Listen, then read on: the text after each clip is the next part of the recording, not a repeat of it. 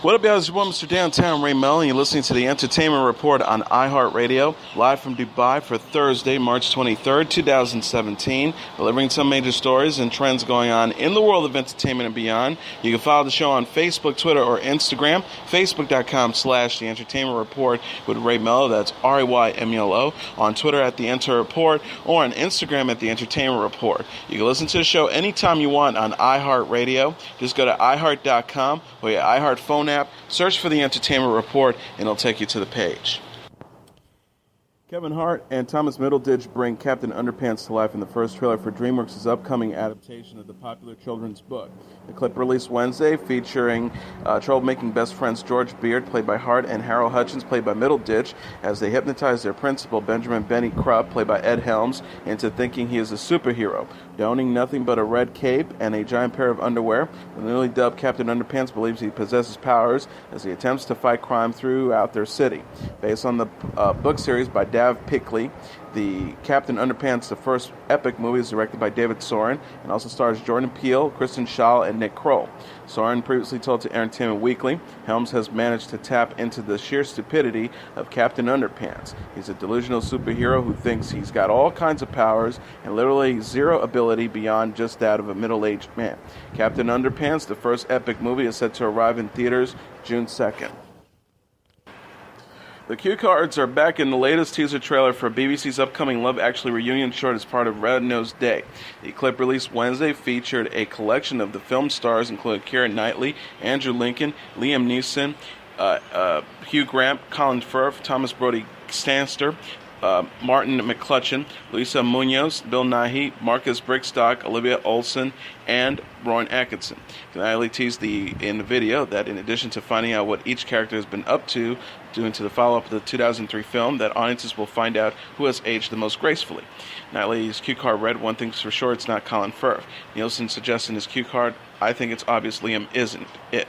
The reunion special, titled Red Nose Day Actually, will be part of the Red Nose Day 2017 telethon on BBC One that raises money and awareness to help children living in poverty around the world. It airs May 25th at 10 p.m., 9 p.m. Central Standard Time in the United States on NBC.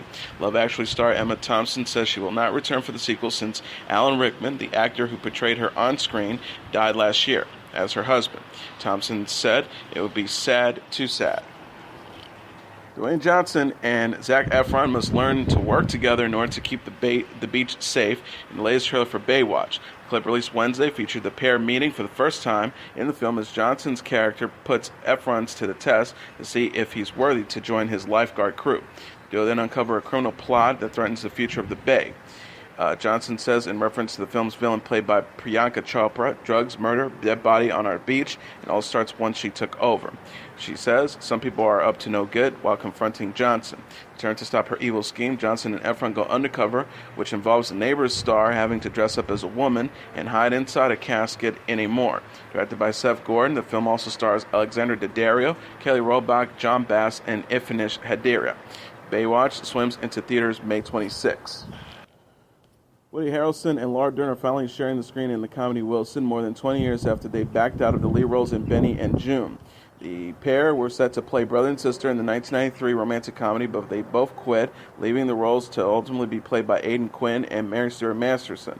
The movie also co-stars Julianne Moore and Johnny Depp as the title character's love interest. Asked about the missed opportunity to work together in the past during a roundtable interview with reporters in New York Sunday, Harrelson turned to Dern and, pouring her a cup of tea, said, "Once I knew you weren't in Benny and Joon, that was that."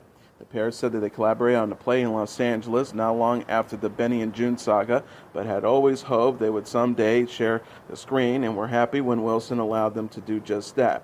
Harrelson emphasized about the intensity of their Wilson's character's romance. "If we had just met, it would have been a much different thing. I just love every minute of working with this lady here. I think she is one of the greatest actresses that we have. I was very, very lucky." Dern returned the compliment. "Woody is the bravest, most beautifully open actor I could have ever dreamed of. He is in my dreams. You know, if I got to be Ginger Rogers, who my Fred Astaire would be. But beyond all that, the physical comedy is mind-blowing, and the fact that we both got to play out these very physical characters and how they use their bodies and to find the humanity within it, not just the joke. That is like the most delicious gift ever." Co-starring Judy Greer and Cheryl Hines, Wilson's opens in theaters on Friday. The comedy follows a lonely, brutally honest man as he tries to reconnect with his ex-wife and the young adult daughter he never knew he had. Ryan Reynolds poked fun at Green Lantern and his new film Live Tuesday alongside Stephen Colbert on The Late Show. In a segment titled Big Questions with Even Bigger Stars, Reynolds and Colbert shared a blanket under the stars where they shared their thoughts concerning superheroes and what happens after you die. Colbert said in reference to Reynolds' 2011 Green Lantern film, "I like to have this super cool alien high-tech ring," after which he was asked which superpowers he would want. And he continued by saying, "And it's green, and it has a lantern on it, and I can use my imagination to make anything out of green light." The Deadpool star replied, "Wow, that's a really dumb superpower." Reynolds said on the subject of dying, "I don't know about you, but I'm going to Canadian heaven." American heaven, the actor says, exists inside the body of Toby Keith. In closing, Reynolds asked the late-night host what the meaning of life is in reference to his upcoming sci-fi thriller that also stars Jake Gyllenhaal. Colbert replied, "Well, I suppose that it's that we're all here to do good work and treat one another." No, I mean my new movie Life. Do you know what it's about?" Reynolds then joked about having no idea what the movie is about due to not reading the script. He says, "Oh, I never read any scripts unless there's lots of pictures, love pictures." Life opens in theaters March 24th. Yolanda Hadid will return to television as the host of the new reality show Model Moms. The 53-year-old television personality, who's also the former model and moms to models Gigi and Bella Hadid, will mentor aspiring teen models and their mamagers on the forthcoming Lifetime series, the network announced Tuesday. Hadid and her team of experts will coach the contestants through an intensive 8-week training program focusing on building a, quote, a sustainable brand. Girls will compete for a $5,000 weekly prize, with the winner to receive a contract with Hadid's company and a chance to be represented by IMG Models. Model Moms is one of several new projects coming to Lifetime. The network will also release the TV movies Flint with Cher and Watch Her in the Woods with Angelica Houston. Executive Vice President Liz Catley said, "We are proud to launch such a robust offering of innovative programming with this award-winning group of talent." Hadid is best known for starring in the Bravo series Real Housewives of Beverly Hills, but left the show after season 6. Her daughters, Gigi and Bella Hadid, have modeled for such brands as Chanel and Balmain. Diane Sawyer will interview Caitlyn Jenner for a second time in a new 2020 special. The episode will see Sawyer sit down with the 67-year-old reality star 2 years after Jenner came out as a transgender on the ABC series, the network announced Wednesday. The special will air Friday, April 21st at 10 p.m. Eastern Standard Time, with David Sloan as executive producer and Mark Robertson as producer. The episode coincides with the release of Jenner's memoir, The Secret of My Life, which comes out on April 25th. Jenner confirmed she's transgender in a 2020 interview with Sawyer in April 2015 after months of speculation. She said at the time that she first questioned her gender identity as a child. Star says, "For all intents and purposes, I am a woman. People look at me differently. They see this macho male, but this female side is part of me. It's who I am. I was not genetically born that way." Jenner later unveiled her new look on the July 2015 cover of Vanity Fair and documented her transition on the E-series I Am Kate. She called out Donald Trump in February after the president's administration rolled back on guidelines that gave transgender students the right to choose which restroom they use. The star tweeted, "This is a disaster and you can still fix it. He made a promise to protect the LGBT community." Rumor couple Norman Reedus and Diane Kruger were spotted kissing this week. The 48-year-old actor and 40-year-old actress got closer Tuesday in New York after months of dating rumors, according to E! News. Sources said Reedus and Kruger walked from the actor's home to a nearby bar where they spent nearly 4 hours. The pair were all smiles as they left holding hands and later made out for half an hour on the street. An eyewitness says they looked like they had a great time. Reedus and Kruger co-starred in the 2015 movie Sky and were linked again in December after the actress attended Reedus' photography exhibit open in Paris. The pair were seen returning from a trip together in February. People magazine reported they were in high spirits and seemed to be having a great time. Kruger split from actor Joshua Jackson in July after 10 years of dating and told People the next month that life was all good. Reedus, who plays Daryl on The Walking Dead, shares 15-year-old son Minkus with ex-partner Helena Christensen. In a related story, The Walking Dead alum Steven Yeun is a first-time dad. The 33-year-old actor who played Glenn Rhee on the AMC series welcomed the baby boy with wife Joanna Pack on March 17th, E! News reported Tuesday. Yeun and Pack married December 3rd in Los Angeles with the actor's former Walking Dead co-stars Andrew Lincoln, Melissa McBride, and Chandler Riggs in attendance. News broke just days later that the couple were expecting their first child. Pack captioned a photo of a baby bump February 4th. It read, February. Yeun starred in 6 seasons of The Walking Dead before Glenn was killed off in the season 7 premiere. He addressed the character's death in an interview with Entertainment Weekly in October. The actor said of keeping the plot point secret, it came with its own set of difficulties. He said, I think Glenn died in a very Glenn way, still not thinking about himself. It's appropriate that he ends there, and it's also appropriate that he kind of puts those last words out there as a final look out for each other. Claire Danes appeared on Ellen on Tuesday and shared with host Ellen DeGeneres her thoughts on the perfect ending for her character Carrie Matheson on Homeland. Danes tells DeGeneres, I'm always hoping for a little relief for Carrie. There's a lot of crying, there's a lot of reason to cry. She said that her dream ending would involve the character's daughter. Danes says, I would just like her to kind of, play Monopoly with Franny. One game of Monopoly, benign, easygoing, chill. DeGeneres joke, that's boring for us to watch to play Monopoly. This is the worst episode of Homeland. 37-year-old actress adds, that's always my little wish for her is some domestic bliss. DeGeneres says, that's hilarious. The finale should just be you playing Monopoly for an hour. That's it. We're all thinking something's going to happen. Dane says, I think she's earned it. You could give her that to her. Homeland airs at 9 p.m. Eastern Standard Time on Showtime. Lindsay Lohan announced Tuesday that she will host a new prank TV show. The 30-year-old actress shared a teaser for her Punk X series, The Anti-Social Network, with her 9 million followers on Twitter. She captioned the video, RT, if you're excited for my new show. The Anti-Social Network will see Lohan hijack contestants' social media accounts for 24 hours and dare them to, quote, complete embarrassing challenges to evaluate how much their social media is actually worth, according to the dose. Lohan said in the preview, I love social media. I'm a social media. Everybody knows you should never leave your phone laying around, especially near me. She explained, I've decided I'm going to hijack your social media, your Instagram, your Snapchat, your Facebook, all of it for 24 hours. If you can pull off 3 challenges, you'll win some fabulous prizes. They won't know that I'm the one pulling the strings. Lohan herself was pranked by Punk's host, Ashton Kutcher, on 2003's episode of the MTV show. The Anti-Social Network is being shopped to various networks and would mark Lohan's first TV project since the OWN docuseries Lindsay, which aired in 2014. Lena Dunham says she was frustrated by backlash towards her recent weight loss. The 30-year-old actress responded to criticism of her slimmer figure on Tuesday's episode of the Ellen DeGeneres show.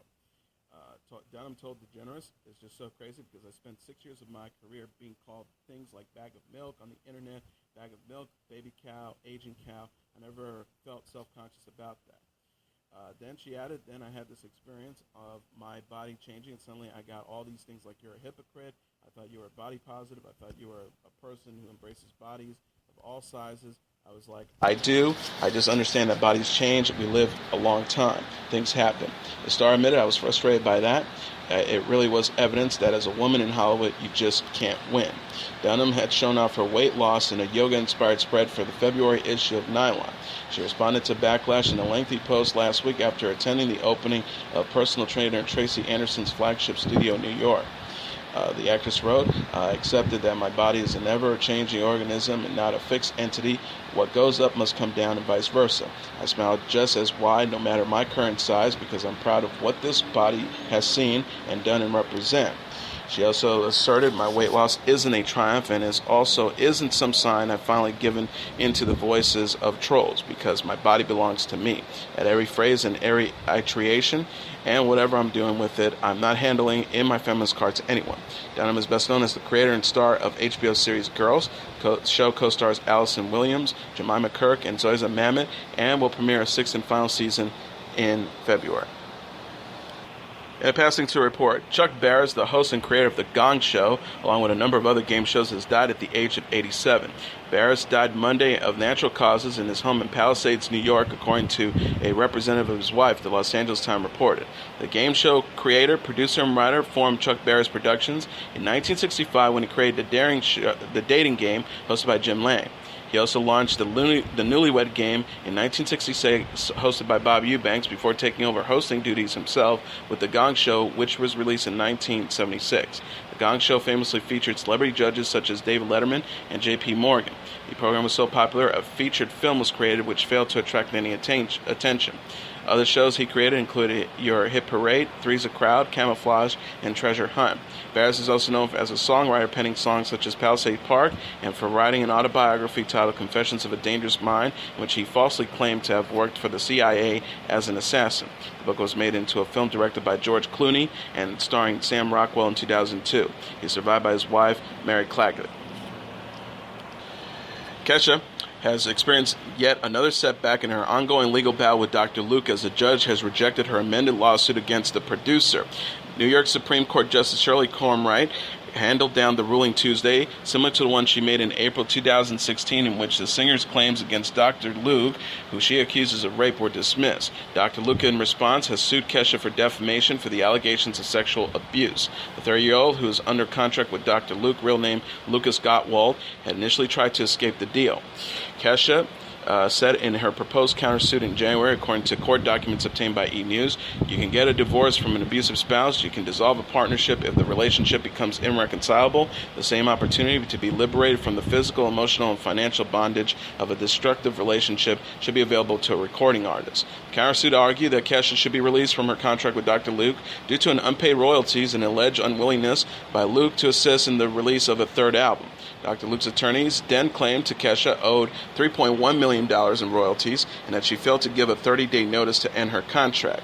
Cornwright said in siding with Dr. Luke, here, Kesha has made no showing that it has been futile to send an appropriate notice or that she was prevented from doing so. Thus, Kesha may not assert a counterclaim for breach of the prescription agreement. Cornwright also denied the pop star's declaratory relief after Kesha cited reports that record label Sony would be terminating their partnership with Dr. Luke, leaving her third album in limbo. The judge said it's speculative, not justable, whether Sony's contract is ending or whether it will be able to assist after this month. Furthermore, KMI, Dr. Luke's company, may not choose to exercise its options for future albums after the third is released. Kesha's attempts to use a California labor law to end her contract with Dr. Luke after 7 years was also rejected. Gavin Rossdale says his sons would be crazy to pursue a career in music. The 51-year-old Bush frontman admitted on Monday's episode of the ITV series This Morning that he would, quote, never encourage his 3 kids with ex-wife Gwen Stefani to find a job in the entertainment industry. Rossdale says you got to be crazy to have a career in music. I would never say that. I'd say go into tech, do something like that.